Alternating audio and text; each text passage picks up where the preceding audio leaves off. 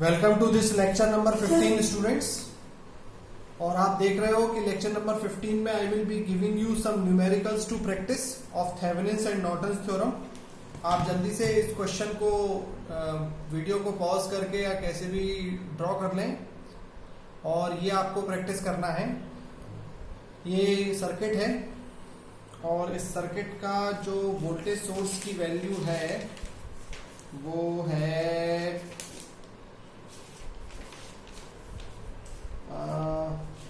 पहले तो पूरा सर्किट आपके सामने गिवन हो गया है।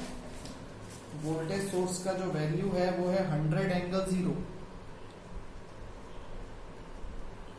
ठीक है, इसमें आपको करना क्या है, by Norton's theorem find I in 1 plus J. इस ब्रांच में करंट पता करना है by the Norton's theorem. Book में जो आंसर आ रहा है वो है -3.675। आंसर -3.675 -4.22 जे, ये बुक का आंसर है। इस ब्रांच में आपको नॉर्टन्स थ्योरम लगानी है और इसको सॉल्व करना है। प्रोसेस आपने पुराने वीडियोस में देख लिया है, वही प्रोसेस अप्लाई करेंगे। अब हम चलते हैं, एक और क्वेश्चन है, ये एग्जांपल नंबर 2 आपके लिए मैंने लिया है, इसको भी ध्यान से देखो। ऐसे बहुत सारे एग्जांपल हम सॉल्व करते जाएंगे। अगर हमारा कॉन्सेप्ट क्लियर है तो सारे बन जाएंगे। इन दोनों जगहों पर आप कॉन्सेप्ट क्लियर कीजिए, उस क्वेश्चन में और इस क्वेश्चन में। इस क्वेश्चन में obtains Thevenin's and Norton's equivalent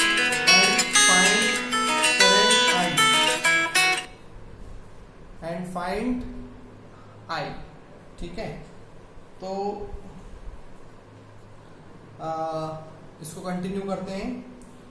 अब सारी चीजें गिवन है। अब आई कहाँ गिवन है, इस देखो इस क्वेश्चन में एरो भी गिवन है और फाइंड आई लिखा है। तो ये वाली ब्रांच में आई आपको फाइंड आउट करना है। ऑलराइट स्टूडेंट्स, मैं 1 मिनट इसको एयरप्लेन मोड पे फोन ही कर देता हूं।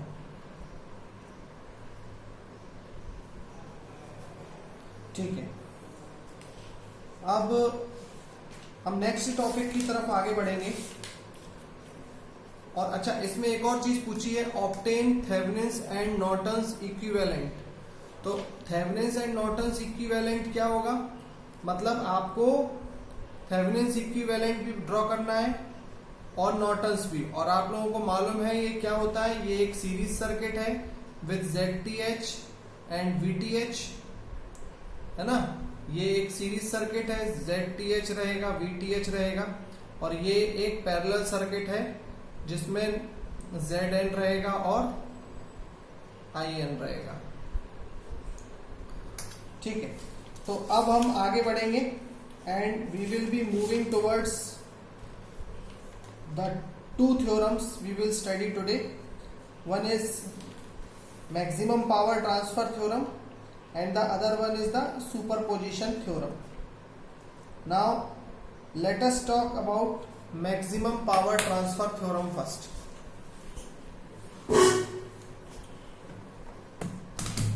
तो मैक्सिमम पावर ट्रांसफर थ्योरम क्या होती है ये हम समझते हैं। हम आज 2 थ्योरम्स पढ़ेंगे। One is maximum power transfer theorem,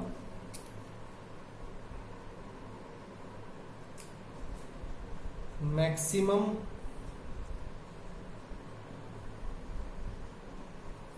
power transfer theorem. ये बहुत अच्छी और इंपॉर्टेंट थ्योरम है। पहले हम इसका एप्लीकेशन और एडवांटेजेस समझते हैं। तो स्टूडेंट्स, सपोज कीजिए एक एंटीना है, ये एक एंटीना है। इस एंटीना से आपने अगर कोई इनपुट दिया, पावर इनपुट, तो हमें कुछ आवाज बाहर निकलेगी, पावर, उसको हम in the form of energy और पावर आउटपुट बोल देते हैं। तो स्टूडेंट्स, इस एंटीना के अंदर इम्पीडेंस की कुछ वैल्यू होगी Z, there will be some impedance Z antenna. तो हम कितना इनपुट दें और क्या इस एंटीना का इम्पीडेंस हो कि पावर जो बाहर निकले वो मैक्सिमम हो।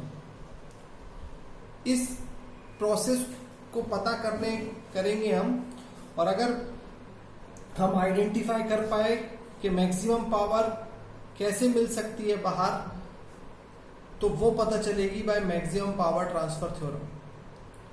ये बहुत ज़रूरी है। एक लड़के ने खाना खाया, एग्जाम्पल के तौर पे एक लड़के ने खाना खाया, हमने उसको फूड दिया। अब फूड दिया, खाना दिया, एक रोटी दी, 1 चपाती। तो एक चपाती देने के बाद उसने कुछ काम किया। हमने उसको 2 रोटियां दी, 2 चपाती वी हैव गिवन, तो उसने कुछ और काम किया। हमने देखा कि जैसे जैसे हम उसकी चपातीज बढ़ा रहे हैं, उसका जो काम करने की एफिशिएंसी है वो बढ़ रही है। पहले वो मान लीजिए 10 जूल ऑफ एनर्जी खर्च करता था, 2 चपाती में 20 जूल ऑफ एनर्जी खर्च करने लगा। तो हमने, हमारे दिमाग में एक स्ट्रेटजी आई कि हम इसको एक काम करते हैं, 10 रोटी खिला देते हैं, 10 चपाती। जैसे हमने उसको 10 चपाती खिलाई, वो सो गया, उसकी 0 जूल ऑफ एनर्जी काम करने की क्षमता हो गई। तो फिर हमने कहा कि अरे यार ये क्या हो गया, हम जैसे जैसे चपाती बढ़ा रहे थे तो एनर्जी तो बढ़नी चाहिए थी, लेकिन ये क्या है, एनर्जी तो डिक्रीज हो गई। तो वो कौन सा पॉइंट था जिस पॉइंट से रिवर्सल हुआ? एक पॉइंट पर एनर्जी बढ़ती चली जा रही थी, फिर वो कौन सा पॉइंट है कि एनर्जी रिवर्सल हो गया? तो वो पॉइंट, जिस पॉइंट पर चपातीस खिलाकर आप मैक्सिमम काम करवा सकते थे इस लड़के से, वो है मैक्सिमम पावर ट्रांसफर थ्योरम। तो हमेशा एक लॉजिक काम नहीं करेगा कि आप चपाती बढ़ा दो, 100 रोटी खिला दो किसी को तो काम ज्यादा मिल जाएगा। हो सकता है 5 चपाती खिलाने के बाद, 5 रोटियां खिलाने के बाद वो मैक्सिमम पावर देता। अब 10 रोटी खिला दी तो वो सो गया। समझ गए आप लोग?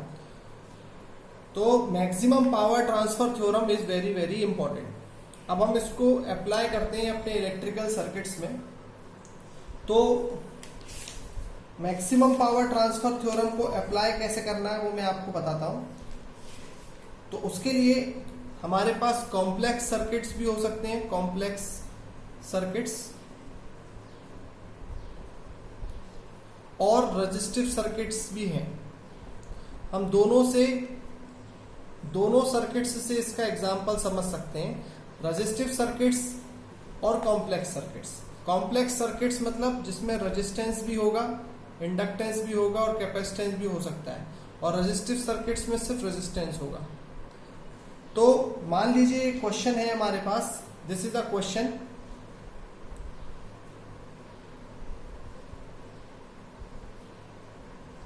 ये एक रेजिस्टिव सर्किट का क्वेश्चन है। For the circuit determine what should be the value of the resistance. ये मैं एक मिनट पहले बना देता हूं।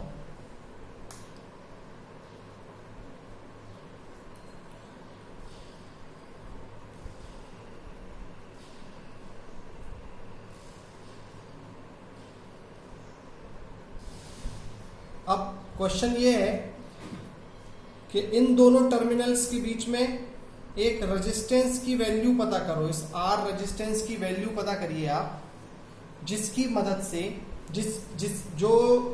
वो वैल्यू ऑफ रेजिस्टेंस जो हम यहां लगाएं ताकि इस रेजिस्टेंस को मैक्सिमम पावर मिले। सपोज करो ये रेजिस्टेंस जो है वो एक प्रेस है। प्रेस समझते हो ना, जिससे हम कपड़े इस्त्री करते हैं। ये एक प्रेस मशीन है। हम ये चाह रहे हैं कि हम इस प्रेस में, इस जो इस्त्री करने वाली मशीन होती है, इसमें हम क्या रेजिस्टेंस रखें कि 5 वोल्ट और 10 वोल्ट की बैटरी से इस पॉइंट पर, इन दोनों पॉइंट से हमें इस प्रेस को पावर देना है। यहाँ पर हम इसका स्विच लगाएंगे, इन दोनों पॉइंट पर बोर्ड है, ये एक स्विच बोर्ड है। हम इस प्रेस का, स्विच बोर्ड का प्लस और माइनस इस पॉइंट पर टच करें तो जो प्रेस का रेजिस्टेंस हो वो कुछ ऐसा हो कि इसको मैक्सिमम पावर मिले इन दोनों बैटरियों से। तो वो रेजिस्टेंस इसमें हम क्या डालें?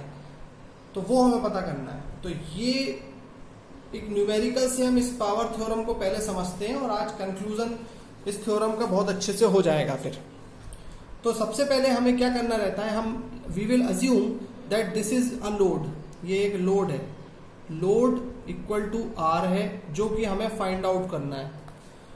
ठीक है, तो हम क्या करेंगे, थेवेनिन्स इक्विवेलेंट बनाएंगे, थेवेनिन्स इक्विवेलेंट।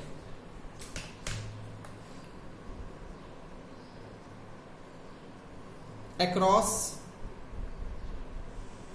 मुझे पहले डेफिनेशन बतानी चाहिए थी, मुझे सब कुछ सिस्टमैटिकली करना चाहिए था, लेकिन मैं डेफिनेशन बाद में बताऊंगा, पहले न्यूमेरिकल करूंगा ताकि आपको क्लियरिटी आए।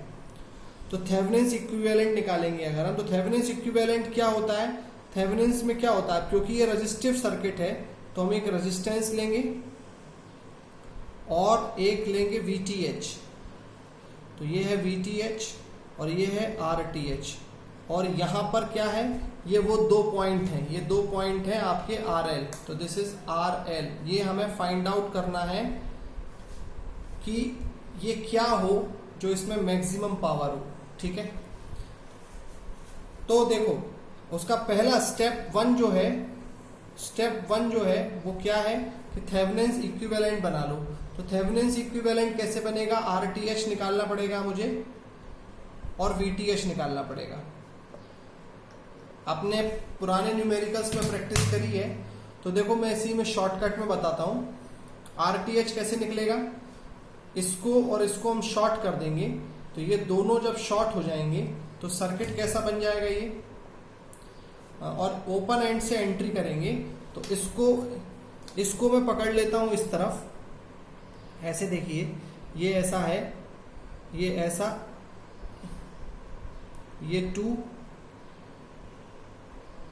ये 4, मैंने 2 और 4 को और 3 को ऐसा जोड़ दिया, सही है ना, और इस डंडी को पीछे किसका लिया है, नीचे, ऐसे इसको मैंने पकड़ के अगर नीचे कर लिया, और अब इस पॉइंट से 2 कनेक्टेड है और इस पॉइंट से 4 कनेक्टेड है क्योंकि ये शॉर्ट है, तो इस पॉइंट से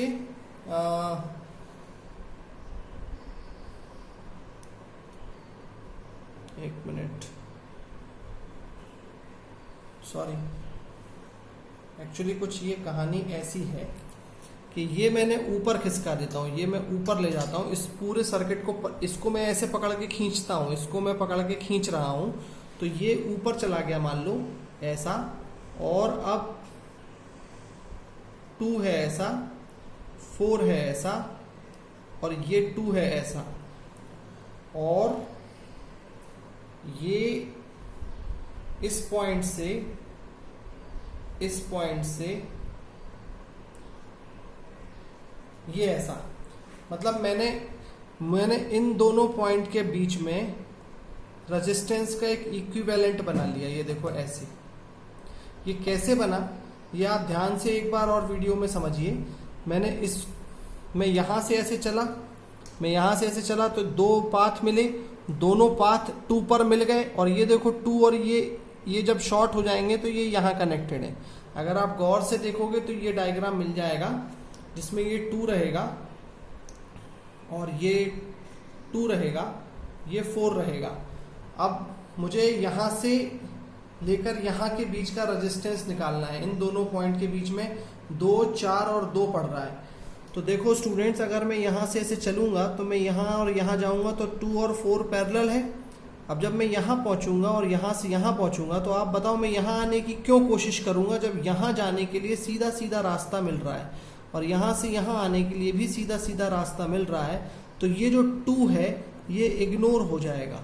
ये एक IIT टाइप का क्वेश्चन लग रहा है, इत्तेफाक से सामने आ गया है। तो 2 और 4 का पैरेलल कॉम्बिनेशन बन जाएगा RTH। तो RTH निकल आएगा 2 पैरेलल टू 4, तो 4 2 जा 8 डिवाइडेड बाय 6, तो RTH की वैल्यू आ गई है मेरी 8/6। अब VTH हम बाद में निकालेंगे, VTH भी हम जानते हैं हम कैसे निकालेंगे, लेकिन मैं आपको जो बात बता रहा हूं वो ये कि मैक्सिमम पावर ट्रांसफर थ्योरम क्या बोलती है। मैक्सिमम पावर ट्रांसफर थ्योरम ये बोलती है कि अगर आपको किसी भी रेजिस्टेंस के अक्रॉस, किसी भी पॉइंट के अक्रॉस मैक्सिमम पावर चाहिए तो आप उस पॉइंट के अक्रॉस थेवेनिन्स इक्विवेलेंट बनाएं और जो भी RTH होगा, इफ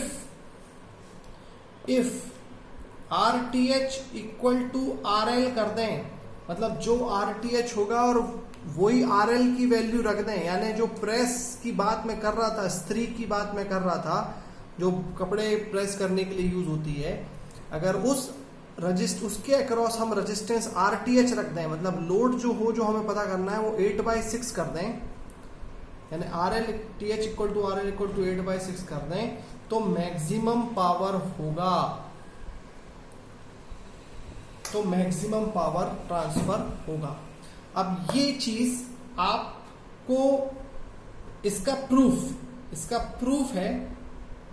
प्रूफ होता है, ये गूगल पे आप सर्च करें ऑन गूगल और आराम से देखें कि कैसे इसका प्रूफ किया गया है। बड़ा सिंपल प्रूफ होता है जिसमें ये पाया गया कि maximum power is transferred in any circuit if the load resistance is equal to the Thevenin's equivalent resistance, that's it.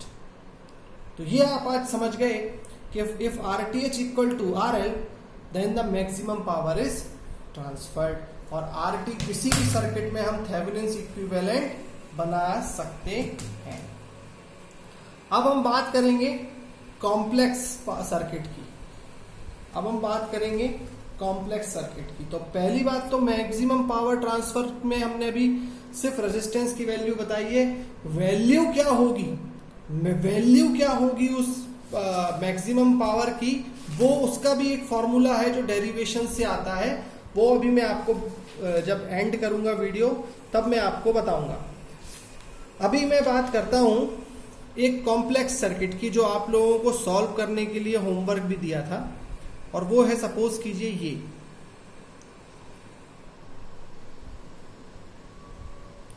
ये एक अंडरस्टैंडिंग न्यूमेरिकल है, बस अंडरस्टैंडिंग न्यूमेरिकल, जिसमें हम ये समझते हैं कि मैक्सिमम पावर से रिलेटेड ऐसा कोई क्वेश्चन नहीं आता है। और आप लोगों के लिए गुड न्यूज़ भी है कि आप लोग अब 2021 से गेट का एग्ज़ाम दे सकते हैं 3rd ईयर में। अभी आप लोग 2nd ईयर में हैं, अगले साल से आप फॉर्म भर सकते हैं।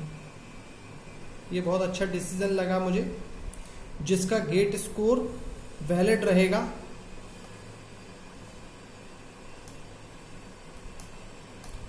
ठीक, अब कॉम्प्लेक्स का मतलब क्या हो गया, इंडक्टर आ गया, रजिस्टर आ गया, इस टाइप का कॉम्प्लेक्स एंगल आ गया। तो अब आप लोग बताओ, क्या इस सर्किट का ZL के अक्रॉस हम थेवेनिन्स इक्विवेलेंट बना सकते हैं? बिल्कुल बना सकते हैं। तो थेवेनिन्स इक्विवेलेंट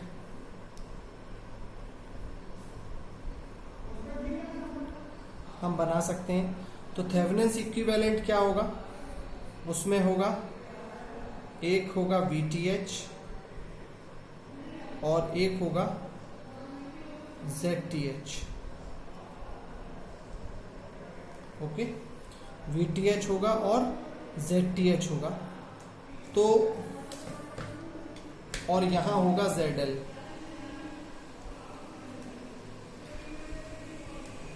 तो अगर ये RTH है और RL है तो मैक्सिमम पावर ट्रांसफर थ्योरम बोलती है अगर ये दोनों इक्वल हैं तो सर्किट में मैक्सिमम पावर होगा। और कॉम्प्लेक्स सर्किट में by maximum power transfer theorem, by max power transfer theorem, MPPT, maximum power transfer theorem,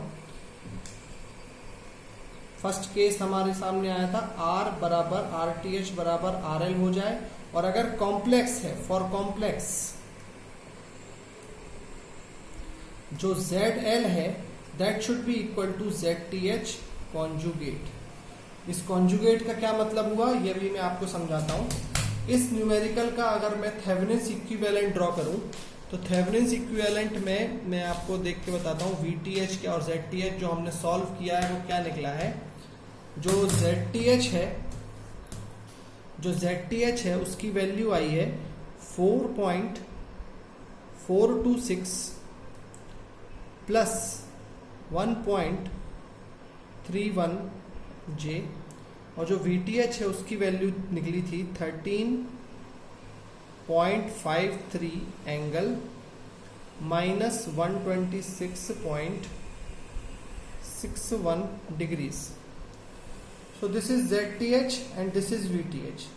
और ZTH कैसे निकला होगा आप जानते हो, इसको मैं ओपन कर दूंगा, इस वोल्टेज सोर्स को और इस वोल्टेज सोर्स को शॉर्ट कर दूंगा, ओपन एंड से चेक करूंगा, 2 + 5J इज पैरेलल टू 4 + 2 करके मैं एक ZTH निकाल लूंगा, और वो ZTH जब कैलकुलेटर से सॉल्व करेंगे तो वो ये मिलेगा। अब for maximum power in complex case, for maximum power in complex number case ZL = ZTH conjugate. तो ZL की वैल्यू हो जाएगी ZTH कॉन्जुगेट का मतलब ये होता है कि जो भी इमेजिनरी नंबर है उसको नेगेटिव कर दें, यानी कि 4.426 माइनस 1.31 J, ये आ गया आपका ZL। ये होना चाहिए आपका ZL, जो कि यहाँ आप पुट करें ताकि इमेजिनरी जब सीरीज में हम जोड़ेंगे तो वो खत्म हो जाए, और ऐसा होने पर आपका मैक्सिमम पावर ट्रांसफर होगा। तो what should be the value of ZL? ZL की वैल्यू ये होनी चाहिए। ये आपसे गेट में और कई एग्जाम्स में मैक्सिमम पावर में पूछा जाता है। मुझे उम्मीद है यहाँ इतना बात आप समझ गए होंगे अच्छे से। अब हम कंक्लूजन कर लेते हैं मैक्सिमम पावर ट्रांसफर थ्योरम का।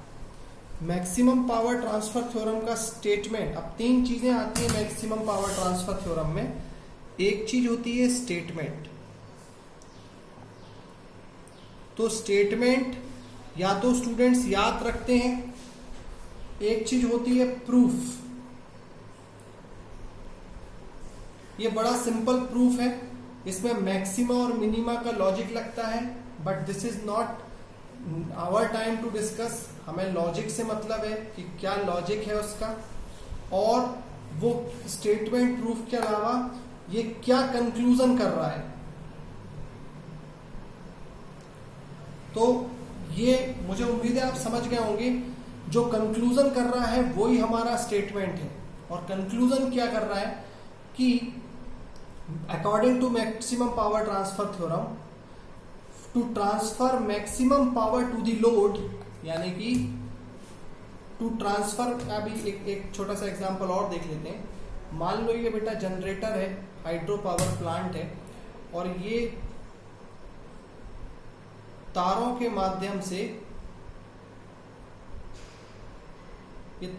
माध्यम से बिजली, इलेक्ट्रिसिटी को, 3 फेज करंट को हमारे घर तक पहुंचा रहा है। ये हमारे घर हैं, ठीक है। तो हम ये बोलना चाह रहे हैं कि हमारे घरों तक पावर मैक्सिमम पहुंचे। इतने दूर से जो भी पावर ये जनरेटर जनरेट कर रहा है, वो पावर इन तारों के माध्यम से मैक्सिमम हमारे घर पहुंचे। इसके लिए हमारे घर में क्या कंडीशन होनी चाहिए, हमारे लोड की कंडीशन क्या होनी चाहिए, और साथ में ट्रांसमिशन लाइन जो बीच में है उसकी कंडीशन क्या होनी चाहिए। तो जो बीच की जो ट्रांसमिशन लाइन होती है, हम बोलते हैं कि इसका इक्विवेलेंट होता है ZTH। और जो एक बार हमने बिछा दी, तार एक बार बिछा दी तो बार बार थोड़ी ना बिछाएंगे। तो हम कस्टमर से जरूर उम्मीद करते हैं कि उसका जो ZL है, लोड है, वो ZTH का कॉन्जुगेट अगर होगा तो आपके घरों तक मैक्सिमम पावर आएगा। तो आप बहुत अच्छे से समझ गए हैं कि मैं अपनी बात क्या कहना चाह रहा हूं। तो स्टेटमेंट हम लिख सकते हैं, in order to by maximum power transfer theorem, the maximum power is reached to the circuit load, to the load resistance if the load resistance या load impedance is equal to the conjugate of the Thevenin's equivalent impedance. Proof you have to see on Google by maximum minimum approach it is done। और conclusion ये है, पहला, अगर RTH बराबर RL हो जाएगा तो मैक्सिमम पावर होगा, और कॉम्प्लेक्स केस में ZTH बराबर ZL बराबर ZTH कॉन्जुगेट होना चाहिए। दूसरा कि मैक्सिमम पावर की वैल्यू क्या होगा, पावर मैक्सिमम की वैल्यू होती है E²/4RL। ये आपको याद रखना है, E²/4RL। ओके, और RL क्या है, लोड रेजिस्टेंस, ये यहां पर भी एप्लीकेबल हो जाएगा। और E² क्या है, ETH यानी कि VTH। तो I hope this particular maximum power transfer theorem is applicable to you, understood, आप इसको कर गए हैं। और इसमें मैक्सिमम पावर ट्रांसफर थ्योरम में थेवेनिन्स थ्योरम का एप्लीकेशन है, थेवेनिन्स थ्योरम का एप्लीकेशन इसमें आ गया है। हमें पहले थेवेनिन्स इक्विवेलेंट देखना पड़ेगा, उसके बाद हम ये मैक्सिमम पावर ट्रांसफर थ्योरम को समझ पाएंगे। तो I hope it is clear to you all. Now one numerical problem I am giving to you, और वो प्रॉब्लम है ये,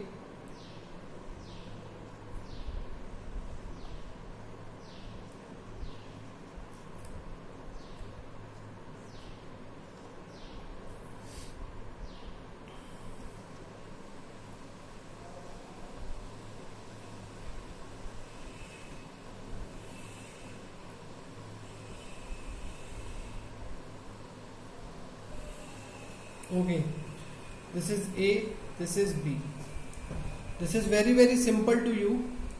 इसमें पूछा ये गया है कि find the value of load when connected across the load terminals will receive maximum power। तो AB के अक्रॉस, आपको मैं लिख नहीं रहा हूं, आपने मेरी वॉइस भी सुन ली, AB के अक्रॉस लोड क्या होगा वो आपको निकालना है, और आपको ये बताना है कि मैक्सिमम पावर के लिए लोड की वैल्यू क्या होगी। दो केस हैं, पहला 1, अगर लोड कॉम्प्लेक्स है तो लोड की वैल्यू क्या होगी, और दूसरा अगर लोड रेजिस्टिव है, अकेला रेजिस्टिव है, तब लोड की वैल्यू क्या होगी इस जगह पर। I hope it is clear to you, और ये आप अच्छे से कर ले जाएंगे इस क्वेश्चन को। Now we have completed Thevenin's theorem, maximum power transfer theorem, and your Norton's theorem. Now the last theorem of this theorem, part 1, is superposition theorem। First year में पढ़ाया हुआ है, दो थ्योरम्स पढ़ाई थी फर्स्ट ईयर में, एक थी थेवेनिन्स थ्योरम, दूसरी थी सुपरपोजिशन थ्योरम। और इस बार नेटवर्क एनालिसिस में मैक्सिमम पावर और नॉर्टन्स आ गया, ये भी सिंपल निकला। सुपरपोजिशन थ्योरम भी सिंपल है। सुपरपोजिशन थ्योरम क्या है वो हम बेसिकली समझ लेते हैं fast.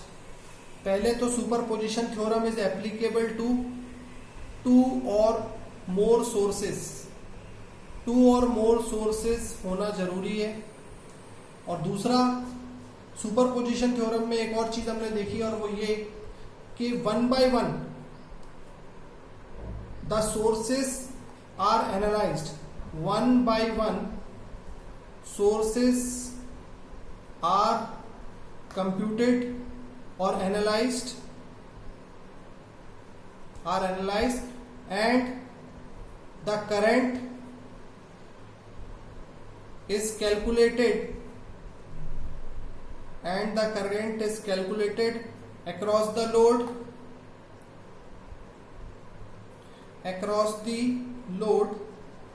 by superposing the current according to the direction कहने का मतलब ये कि अब फिर से हमारे पास सर्किट आएगा और किसी भी सर्किट में मान लो इंडक्टर में करंट पता कर रहे हैं और दो सोर्सेज हैं, है ना, दो सोर्सेज हैं। अब एक सोर्स ऐसा लगा हुआ है, उसकी पोलैरिटी ऐसी है कि इस इंडक्टर में एक सोर्स से करंट ऊपर से नीचे की ओर है और दूसरे से नीचे से ऊपर की ओर है। तो सुपर पोजिंग का मतलब हो गया कि इसका करंट ऊपर से नीचे, इसका करंट नीचे से ऊपर, तो डायरेक्शन के हिसाब से अपोजिट हो रहे हैं। तो जो नेट करंट होगा आई नेट, वो सबट्रैक्ट करने पे आएगा। अगर ये I1 है, ये I2 है, तो I1 माइनस I2 करने पे आएगा। ठीक है, कई बार सर्किट्स में ऐसी पोलैरिटी लगी रहती है ऊपर नीचे, लेकिन इत्तेफाक से डायरेक्शन कुछ ऐसा बनता है किसी भी लोड में कि देखने में लगता है कि ये अपोजिट लगे हैं, लेकिन करंट एक इसमें भी ऊपर से नीचे और इसमें भी ऊपर से नीचे आ रहा है। तो फाइनली ये प्रूफ हो जाएगा वहां पर कि अब आई नेट जो होगा वो I1 प्लस I2 होगा। जितने सोर्स लगे हैं उतनी एनालिसिस करनी पड़ेगी। तो सुपरपोजिशन थ्योरम को हम अच्छे से एग्जाम्पल्स में समझ पाएंगे। I hope maximum power transfer theorem and every other concept is clear to you. We will meet in the next video.